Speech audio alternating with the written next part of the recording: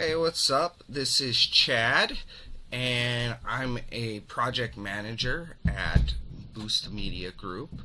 And this video, we're basically just going to go over how you use Zoho projects and how you use Timedoctor.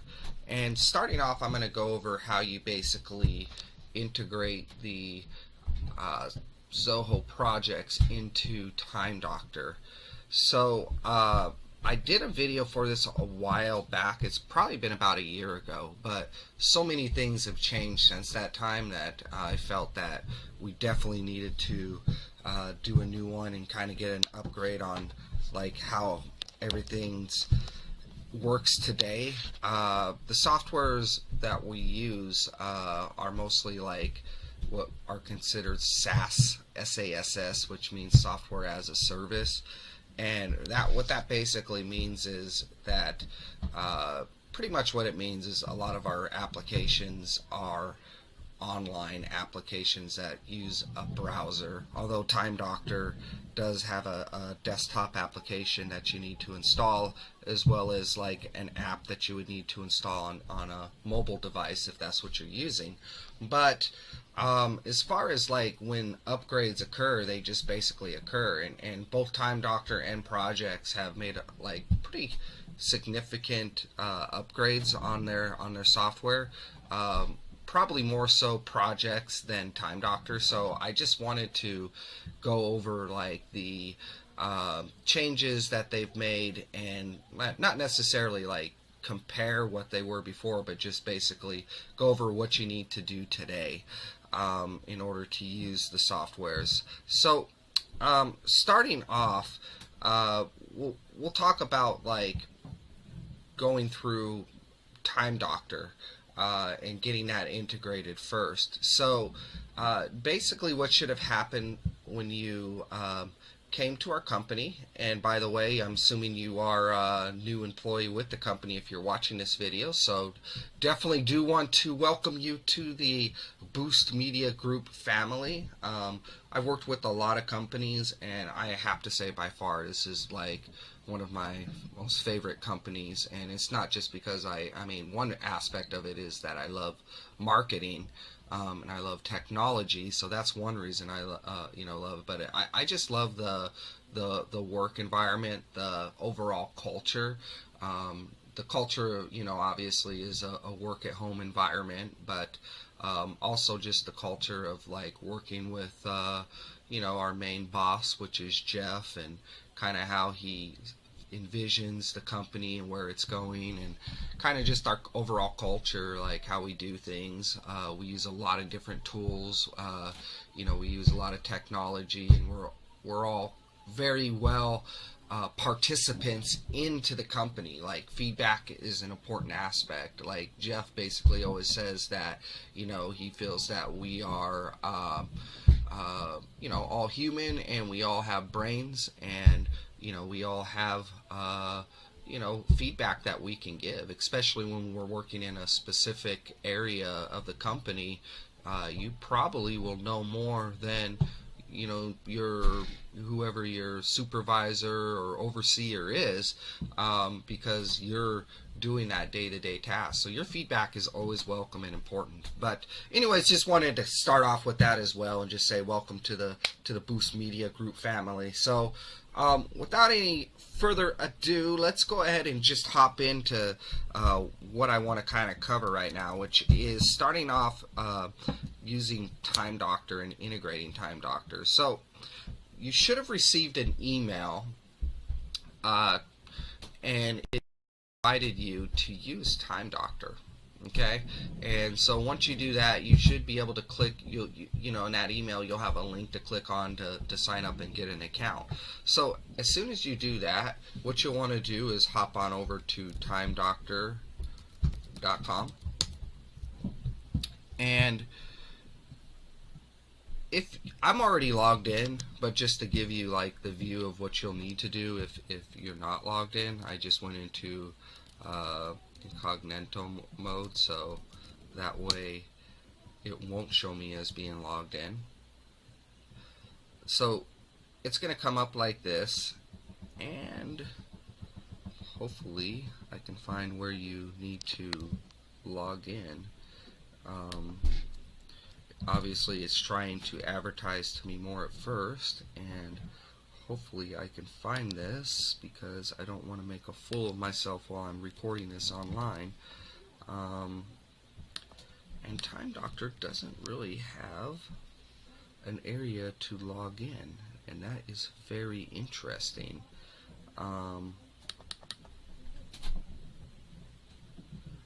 So like maybe one of the things that we can do is, let's just try clicking improve me first. See, once you do that, then there's a button here that says sign in. So very confusing on Timedoctor's end. It's just like, you know, kind of crazy that they do that. So you'll need to sign in here. You should, like I said, you should have gotten an invite to do so. And probably an easier way is, even though you're not logged in, like if you're not logged in, if you go to dashboard.timedoctor.com as opposed to timedoctor.com, there you go. It's going to bring this up. So better alternative is go dashboard.timedoctor.com to get that. And so I'm not going to sign in incognito mode because basically I'm already signed in. You'll sign in, and what will happen is you will generally go to the dashboard. So like it says here, hi Chad Brooks. Like if you, well, let me just go back there really quick so you can see, like it brought up the same page as what we just previously saw, but the only difference now you can see is, oh, now it's not even taking me there, but up on the top right corner there was a area there that said hello Chad Brooks, and then there's a little link there and it'll take you to the dashboard, and now it's like for some reason overriding it. But anyways, that's what you do. The easiest way is just go to dashboard.timedoctor.com, and then that'll take you in. And so once you're in here, there's going to be here in, let me see here, under the little gear here, which is your settings, you're going to see your integrations, okay? And so you'll want to go here. Now, before you do this, what you need to do, you also should have had an email sent to you inviting you to our Zoho projects, to our account for Zoho projects. And then you'll go to projects.zoho.com. Again, I'm going to be logged in, most likely, and I am.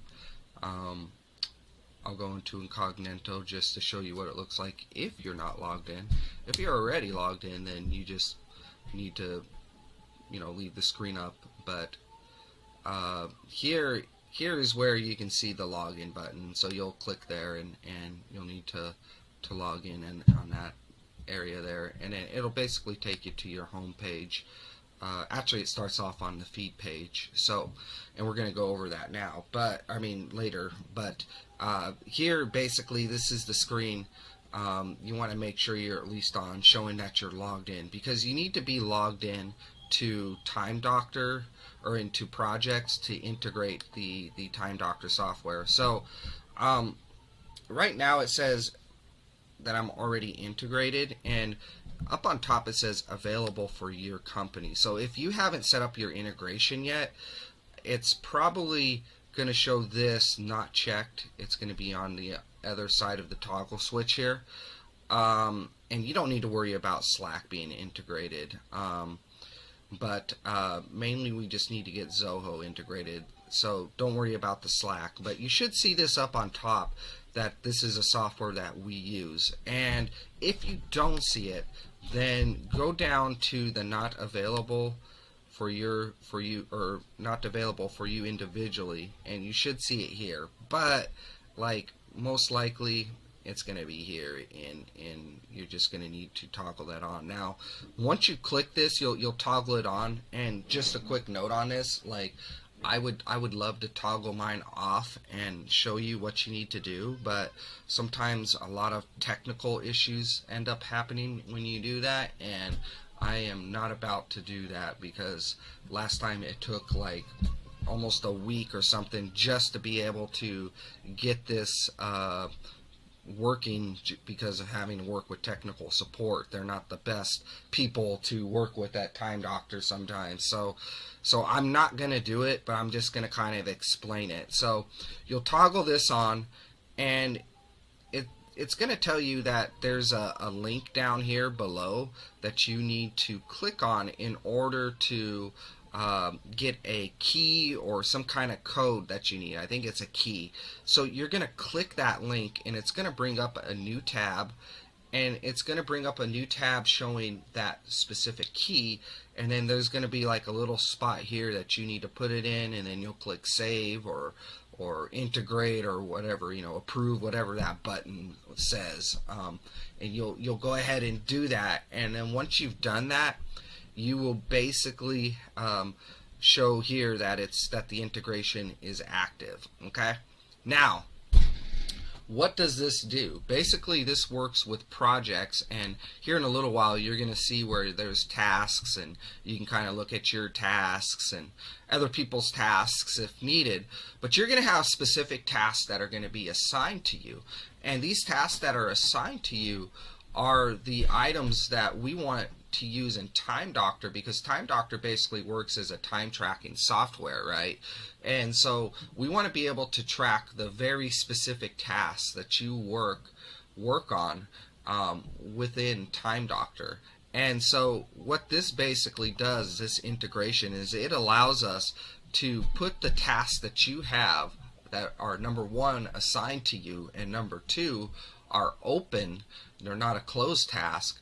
They're going to put those specific tasks into Timedoctor so that you'll be able to track time against them.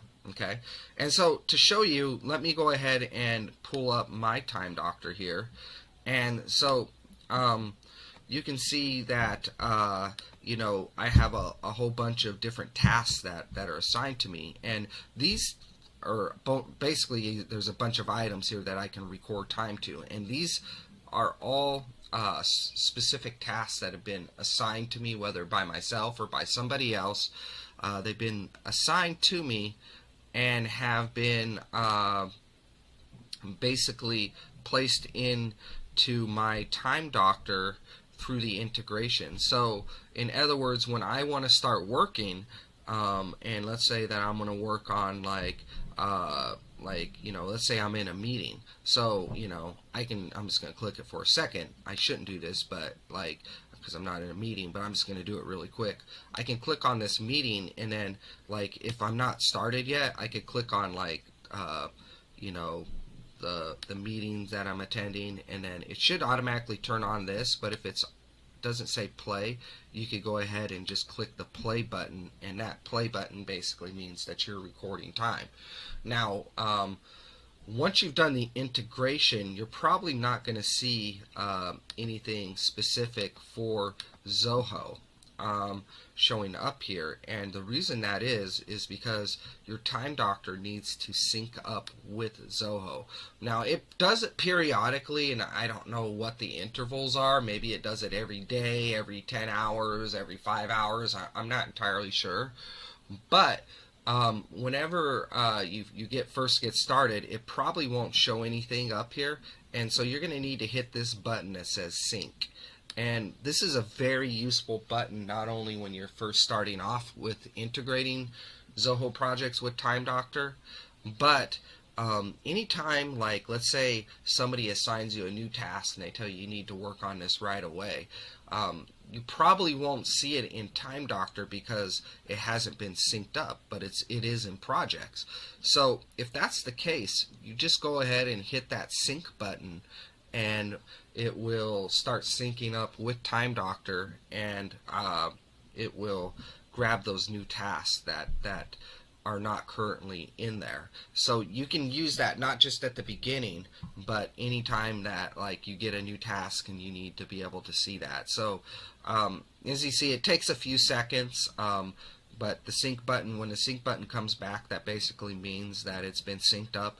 You shouldn't, after you've done that, and if this is your first time and you're trying to get everything integrated, you should see this little Z here for Zoho, and you should be able to click on that, and it should show you your tasks. Okay, and then you'll be able to basically record your time to whatever specific task that you're working on.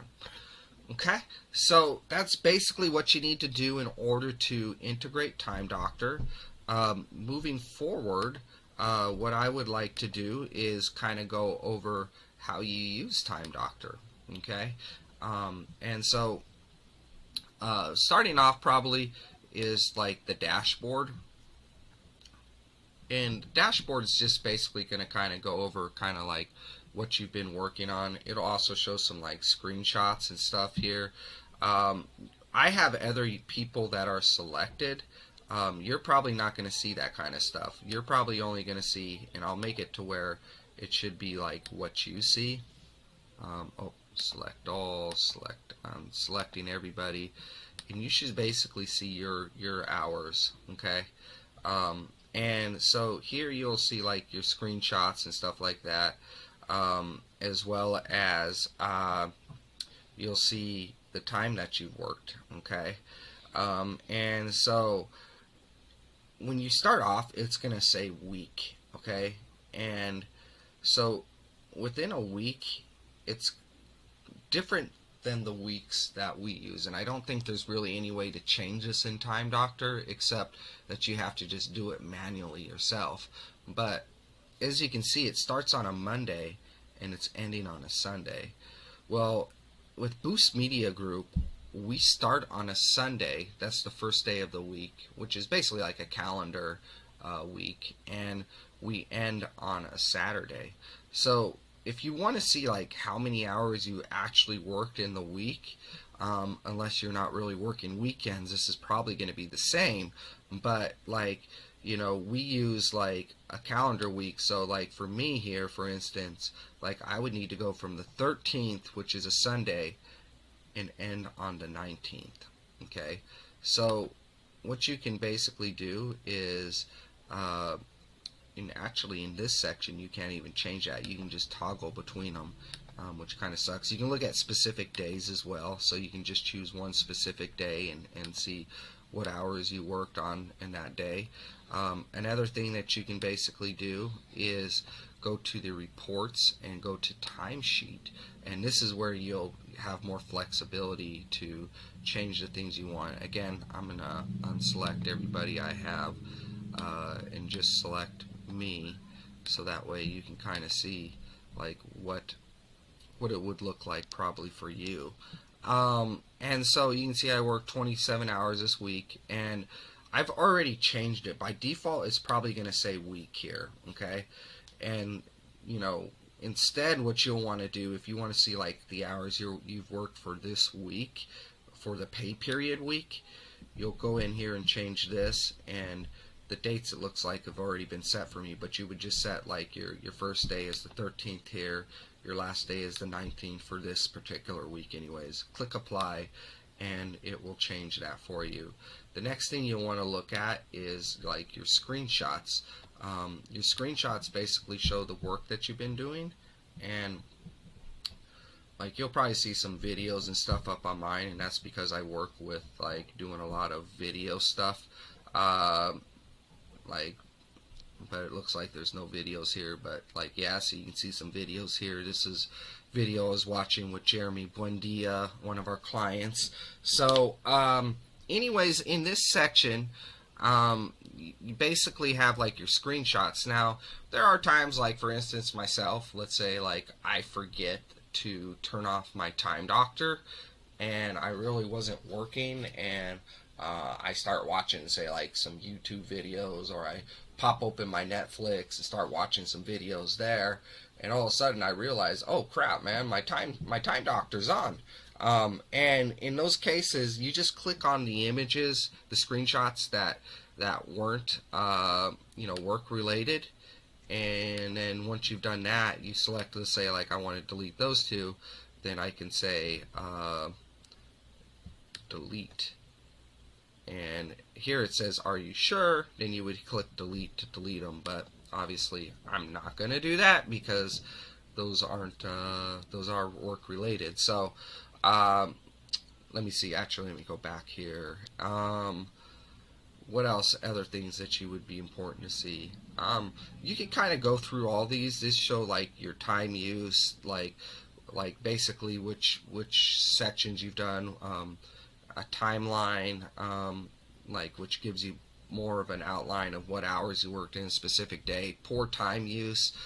You'll definitely want to look over that. Now, poor time use, basically, it's going to say, like, let's say that you're doing stuff in Facebook that isn't work related. Well, it doesn't know whether it's work related or not work related. All it basically knows is hey, you're using Facebook. And so if Timedoctor notices that you're using an app that it basically classifies as non-work related, it's not going to take the time away or anything. It's just going to flag it as, hey, this is potential poor time usage. Now, being the fact that we are a digital marketing firm and we work with a lot of the social media channels, including YouTube, Facebook, Twitter, Instagram, and whatever else. I know there's a few others I'm probably missing, but due to the fact that we use those, we totally understand that,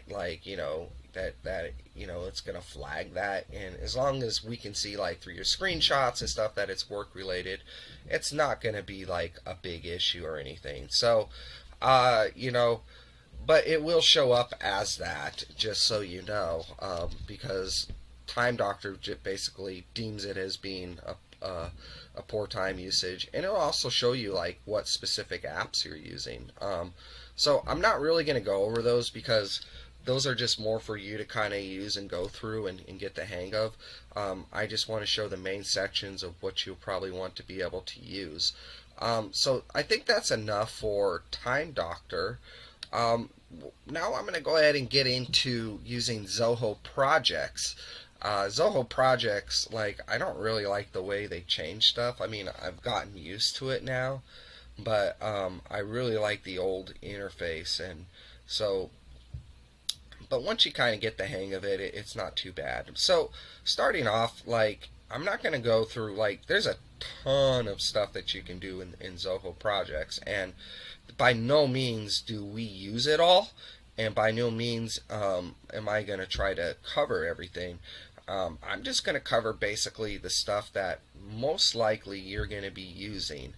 This is just for a typical user, not for like somebody like myself that does project management, but somebody that's just using the system on a day-to-day basis and needs to be able to look at their tasks, update their tasks, close their tasks, and those type of things. Okay. So that's really all I want to kind of go through. So when you first log in, you're going to end up on the feed channel, or feed section I should probably say. And like there's three sections here. You have your home, you have your feed, and you have your projects. And then these are like right to the right of these three items.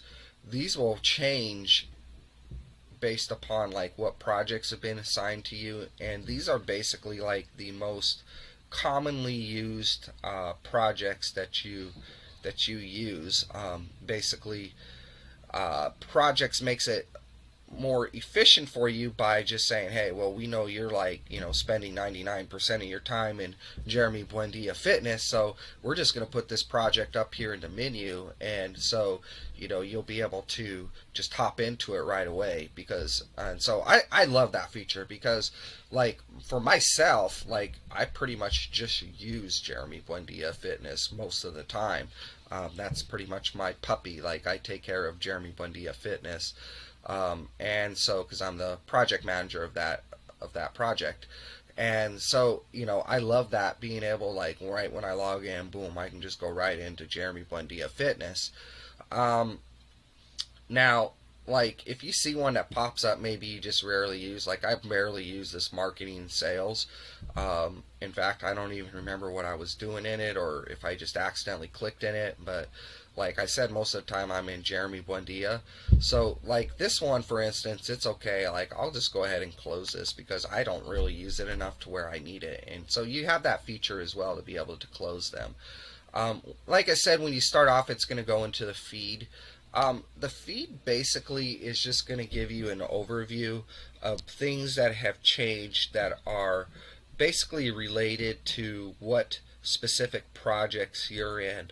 And I don't know the whole algorithm that projects uses in order to basically determine what items you get. I mean, obviously, it's a project that you belong to, and so and probably that's the biggest portion of it. So if you belong to a specific project, it's going to show you like the most recent things that have changed in it, and so it kind of gives you like a good overview of everything. I myself, to be quite honest, don't use it a whole lot, and I mean it definitely is a good feature to use, but I myself don't use it a lot because, like, number one, I'm more just involved in digging into the projects themselves, or my project mainly, which is Jeremy Buendia Fitness. But the other reason is a lot of the stuff that I need to know also goes to my email.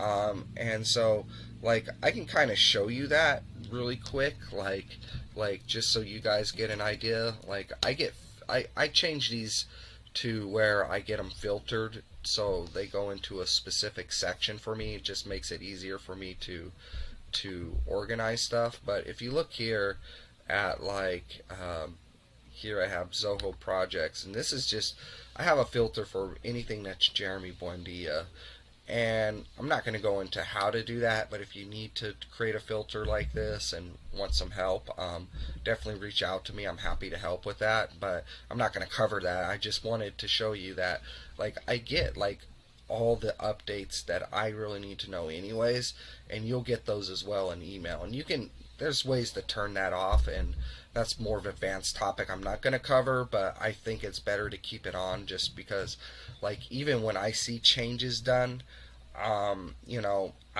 like to have that email just to go back through them sometimes, just to double check stuff. Sometimes it reminds me, oh, I need to do this. So I always go back through my tasks like that. Another thing is, like, pretty much all the projects, unless it hasn't been set up yet, we use Slack for our communication. And one thing that's really cool with Slack is it allows you to integrate with other applications. And so one of the things that we have in Slack is like I actually set it up a while back for, and I haven't updated it lately. That's not really my task anymore. I don't know who will be doing that in the future.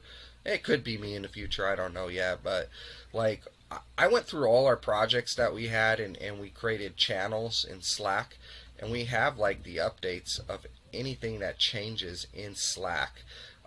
So, like, if I go into the Jeremy, trying to get up to the top here, I have it starred. If I go into the Jeremy Buendia channel here, for instance, and let me maximize this to make it easier to see. Here you can see like all the different updates. Anything related to Jeremy Buendia also goes here. I do look at this a little bit, but I'm more, like I said, I'm more of a hands-on. I dive right into projects itself. And for my notifications, I primarily use email. So, to everybody their own, like whatever works best for you. If it's going through the feed, going into Slack, like for instance, the main boss Jeff, as far as I believe, he told me that he doesn't even have his emails going to him. He doesn't like those emails, and he probably gets a ton of emails and doesn't want to bother with them. He just goes to the channels himself. He may look at the feed as well. I'm not sure, but like that's something you can definitely do. But for myself, I prefer it. So that's kind of enough about the feed. The next thing that I kind of want to cover is the home section. And so home, you need to just basically consider anything that's basically related to you. Okay, so this is anything specific to you. It's, as you can see, like you can see my overdue work items, which I'm going to be kind of going through and fixing. Some of them I leave by default just to make sure they're they're staying overdue and maybe there's a reason for them. But I have my tasks here, and there's a few other widgets, I would say these are called, like my overview, global reports. I don't really use those. My milestones I do use. Um, but you can see there's a bunch of overdue ones with Derek Johnson. He's not a client with us anymore, so I'm just waiting for the main project manager to turn that part off. But you can see here, like, it also shows me like the non-billable versus billable on my timesheet. Just a lot of different things that you can kind of look at. But like I said, I'm not going to go over like pretty much most of these. I'm only going to focus on the first two because those are the most important. So here you can see like your overdue items, and you have a scroll bar here, and then you also have my tasks. Now the my tasks is not by any means a full list of all your tasks. They're basically just showing you kind of a snippet or just a few, maybe like the latest ones or most important ones, I'm not sure. But you have this button that says view more, and this is where I want to kind of really delve into, because you can see here I'm in my tasks, and then I'm going to click on classic because that's like the default one. I use them both, and that's why I was in plain. But this basically shows a list of all my tasks, okay? And so tasks are generally organized into kind of like 3 different sections, and I'm just going to bring up a notepad just to kind of break it down. So first off, you're going to have milestones, okay? And milestones basically have a specific deadline date. And then after that, you have underneath milestones, you have what are called task lists. And task lists do not have a specific deadline date, but they belong underneath milestones, and they're more of a categorization. Like you're more or less categorizing what's what specific task list that you have for a milestone. And then underneath milestones, or underneath task lists I should say, you have tasks. And then one thing with milestones, it's just going to have like one specific person, one specific owner, or the person that's responsible basically. There's only one person. With tasks, they are deadline specific. In other words, you have a start and an end date, as well as with milestones, they have a start and a deadline date, but not task lists. And tasks have their deadline specific, and they can have multiple owners or people that are responsible, or they could even have none, which we don't use and is not really recommended. It doesn't really make a lot of sense to create a task that's for none. And then if you want to get really finer into the details of projects, you could actually under a task have something called a subtask. And so they're basically just like tasks, so they inherit kind of all the same responsibilities of a task. So they're deadline specific, can have multiple owners and all that kind of stuff. They're just basically placed under a task as like a little area that you need to get done in order to say that the task is complete. Now, I'm not going to get into subtasks just because, I guess they are used sometimes, but they're rarely used, and we don't really use them that much. When you kind of look at this, we kind of have like 3 sections we can organize stuff, and because of that, like subtasks could get just really nitty gritty, and I don't think they're necessarily needed as often because of the fact that we have milestones, task lists, and tasks. So when we're talking about task lists, these are here, just so you know, like these little sections here, these are each task list. So like sales, IQ, customer service, platform, setup, and automation. And then it says right here, it says in sales queue item in here, and when I hover over it, because it breaks out over here because it's getting into too many columns, but when I highlight it, you can see it's basically kind of the same name. And this is a task list, and then this small one is a milestone. Okay, the milestones you can look more like big items that you need to get done. Let's break those up into different task lists that need to be done, and then those task lists, let's specify specific tasks that need to be done in order for that task list to be completed. And then once all those task lists have been completed, then that milestone can be marked as completed. Okay, and so like these are your specific tasks. And one thing that you're going to notice right up on top here is it says filter by. It says open and me. So this is basically saying I want you to display all the tasks that are open, that are basically assigned, or the owner of the task, the person that's responsible, is me.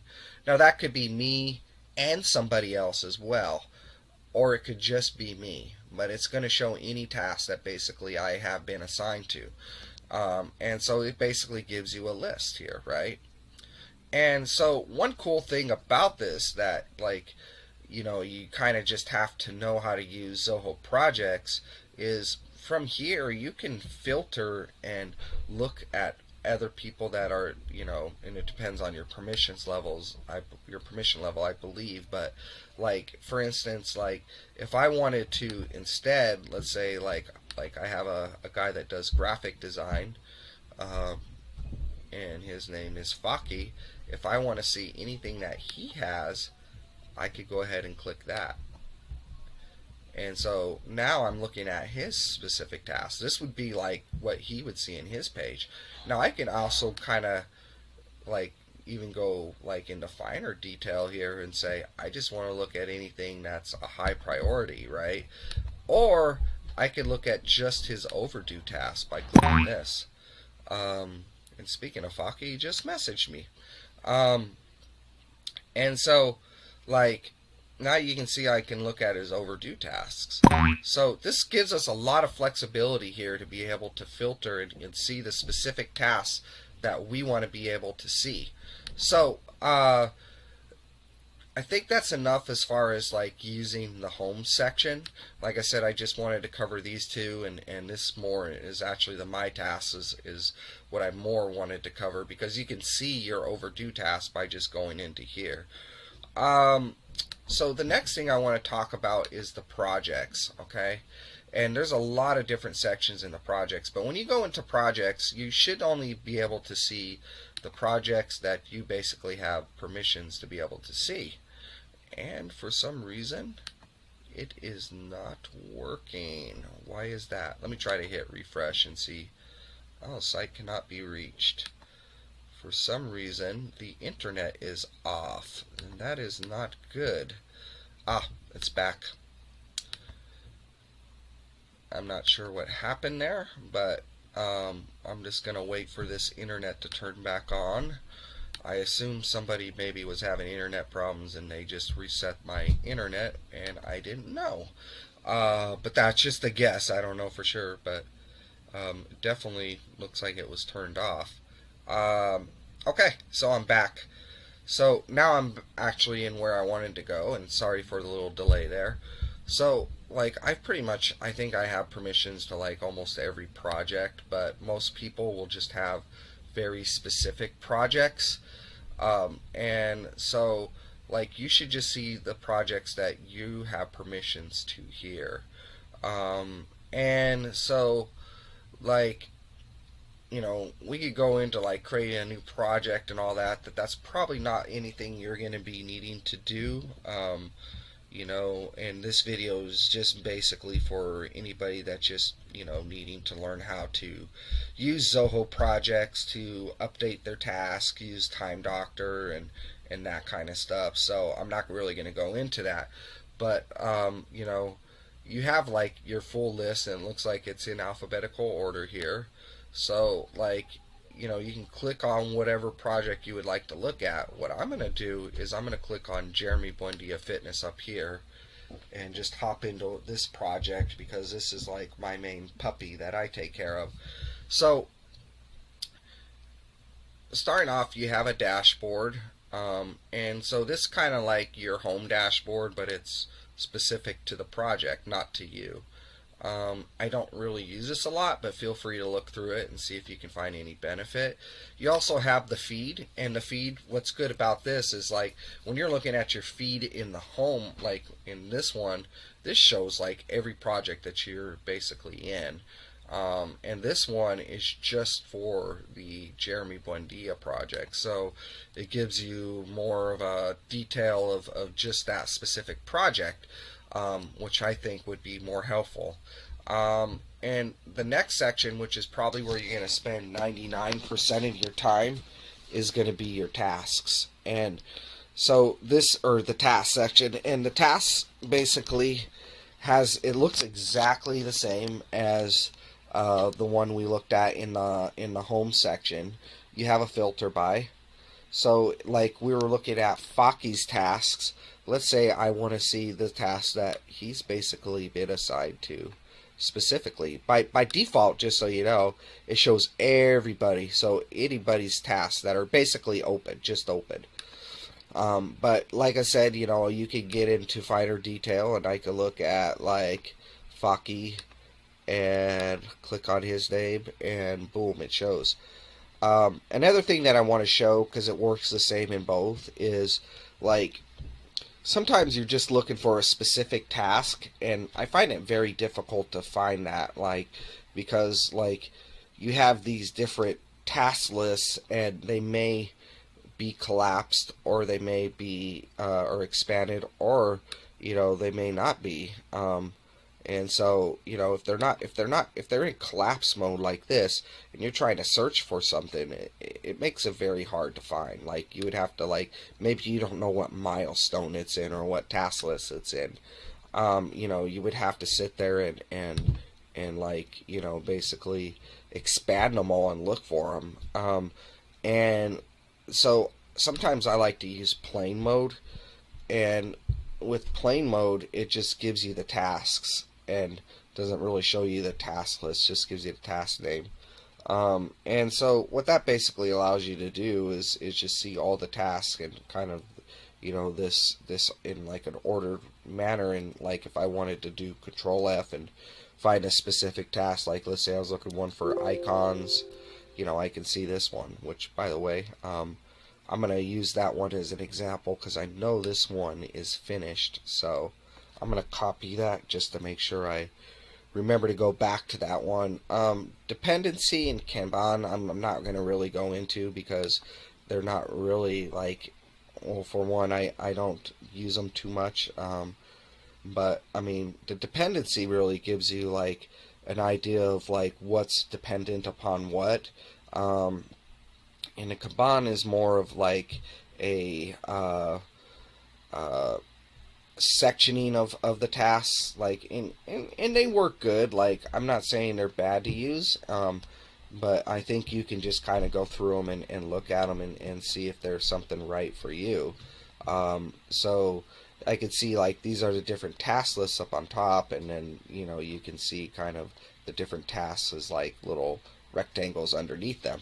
But by far, I would say the classic view is the one I use the most, and then next I use plain a lot. And so, like, if you want to create a new task, you just click the Add Task button, which is right here. And so when I click that, you give it a task name. You could also give it a description. Here in the drop down, you have to give it a task list. If there isn't a task list available, I don't think you can add a task list here. You would basically come down here, and there's a drop down menu where it says add task, and you drop that down and you can create a new task list. And so like I said, a task list can go underneath a milestone. It also doesn't have to. Like, you see none, so I don't, but like I just selected one here, a promotion of meal plan, and let's just say that it belonged to this milestone, which doesn't make sense, but I'm just using it as an example. of what you could do. So you could either select none. Sometimes we use none just because we need a task list for something that's more just going on an ongoing basis and isn't like a specific, isn't you know, on an ongoing basis, doesn't have a milestone, doesn't have a deadline date, basically. And so, like, you know, that's how you create a task list. And then for a task, you know, you come in here and you can select, like I said, the task list, add the task name here, pick out your task list. You can also add attachments to the task. We don't really use that much.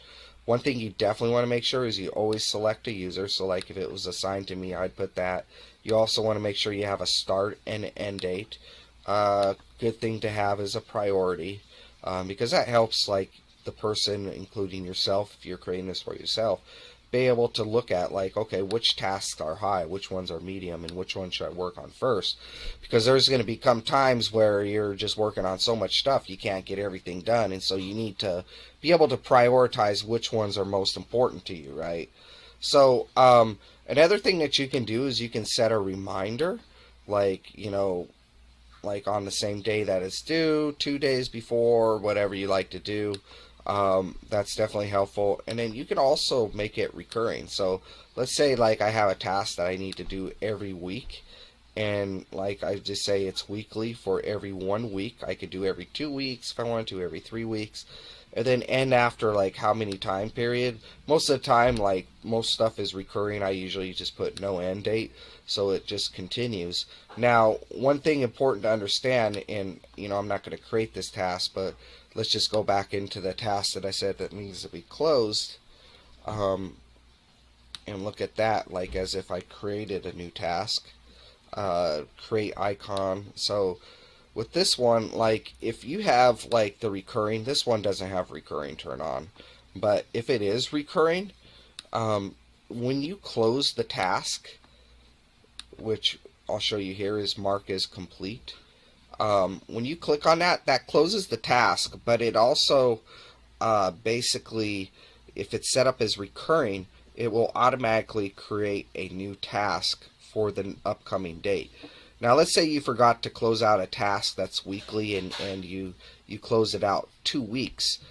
It'll basically, in a sense, it'll basically close out the last task, look at what the next upcoming date is, and we'll forward it to that next upcoming date. So you don't need to close it more than once just because you've missed it, if that makes sense. And then, so like the next part is that I want to kind of discuss on tasks is basically the comments section. We use this quite a bit because it's kind of like our communication access. So like, let's say like Faki hadn't completed this task and I wanted to find out like what the status is. So one important thing that you always want to do is tag them. So you use the @ sign and then you just start typing out their name, and you can see his name shows up here. And so I'll click on that, and now that's basically tagged him. And so he will get an alert for this. He'll get an email for this, and it'll probably show up in his feed as something urgent up on top as well. But the most important thing that it will do is it'll send an email to him. And then so I can say what is the status of this, and then I just click add comment, and then if he wanted to reply, he can come in and he can say @Chad, you know, pick my name, and I will have this complete by the end of this week, etc. You could also attach files, which I accidentally just did. You just click there and you can upload a file here. And then here's where you could create the subtasks, but we're not going to go into that. But I'll just let you know that that's the area you could do that if you wanted to do it. You could also put comments into the, you know, or not comments. This is where this description was. I left that, usually leave that blank, but you can add a description if you want. I think that's it for basically the tasks. You know, and then of course, like when they're done, like this one I know is complete, so you just mark it as complete, and as I said, that will leave basically your it will leave from your Timedoctor. So it might show up right now, but if you were to hit the sync button, that would probably go away. Okay, so Bugs we don't really use. Milestones, basically with milestones, you could definitely look at this. You can see who the owner is, the different milestones, the start and the end date. It also shows like what's overdue, what isn't overdue. We have quite a few overdue items, so we use that important for like our meetings. When we're talking, we'll look at the overdue first and see what we need to do to get them done, how important they are, and then maybe we'll change the date on them if need be. The rest of this stuff, I would say, like, if you want to see what users, like, let's say you find out, like, you're trying to tag somebody or not there, you go to the user section and see if they're actually even there. If they're not, then if you have permission, you could probably just add them yourself, but if you don't have the right permissions, you could ask, like, the project manager or somebody else to help you out in that section. So, I think that's about all I could say about projects. It is kind of a high overview of how to use it. So if you do have any questions, feel free to contact the main person. Like, if you have questions, you definitely ask me. If you have any problems with integrating or anything like that, Sheila would be the person to talk to. And she is basically here in Slack. And so, like, in our Slack channel, which hopefully you should be set up in, if you go down to direct messages, you look at Sheila. Well, that's a group one, but that's her name right there, Sheila Santos. She's like dealing with HR, and she'll be happy to help you. So, other than that, I think that's about it for what I could cover as far as what you need to know. If you do have specific questions on anything, like you need to know more, for instance, like about the subtasks, or you need help with doing the milestones themselves, feel free to reach out to me. My name is Chad Brooks, and I am in the Slack channel as well. Alright, thank you, and have a wonderful day.